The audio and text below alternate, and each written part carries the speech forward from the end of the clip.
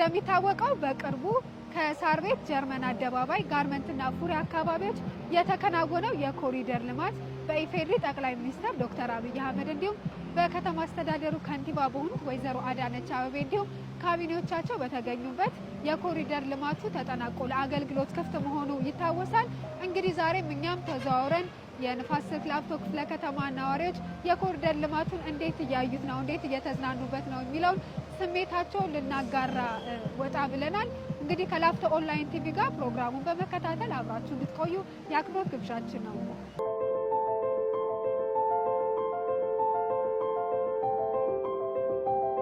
ቀደም ሲል ይሄ አካባቢ በጣም ቆሻሻና ለአይን የሚያስጠላ ለአፍንጫም የሚሰነፍጥ አካባቢ ነበረ። በአሁኑ ሰዓት ግን ሁሉም ነገር ተቀይሮ ለም ሆኖ ስቴዲየም ተሰርቶ የልጆች መጫወቻ ሰገነትም ተሰርቶ በጣም አምሮ ተውቦ ይገኛል። ቀደም ሲል እኔ አውቀዋለሁ አካባቢውን።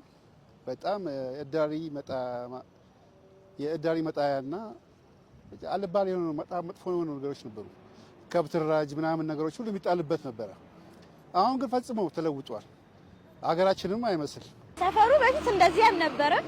ለመሻገርም ለማለትም ትንሽ እንትን ይል ነበረ እና ተማሪም ነኝ እና ይትማራለሁ እና ማታ ስንወጣ አምፖሉ ምናምን ልማቱ በጣም ነው ደስ የሚለው። ማለት ከዚህ አትሂዱ ነው የሚለው፣ ቤትም አትግቡ ነው የሚለው እና በጣም ተለውጧል ብዙ ነገር።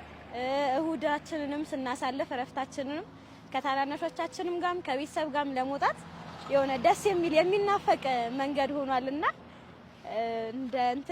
እንደ ነዋሪም እንደ እግረኛ እናመሰግናለን።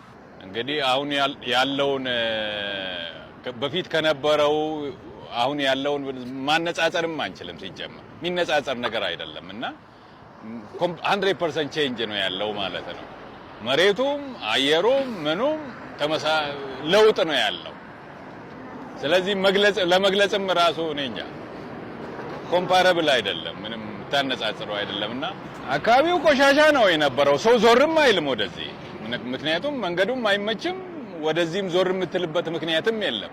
ለመዝናናትም ይሁን ወክ ለማድረግም ይሁን ለጉዳይም ወደዚህ ዞር የሚባልበት ነገር አልነበረምና የሚታይ ነገር ነው። አሁን መግለጽ የሚከብድ ነገር አለ። እኔ በጣም ደስ የሚል ቦታ ነው። ግሪነሪ ነው፣ ሽታ የለውም፣ ቆሻሻ የለውም፣ ማረፊያ ቦታ አለው። እንግዲህ እንዴት ብዬ ልግለጽ? ለመዝናናት ለማረፍ ዘና ለማለት የሚመጣበት አካባቢ ነው ማለት ነው።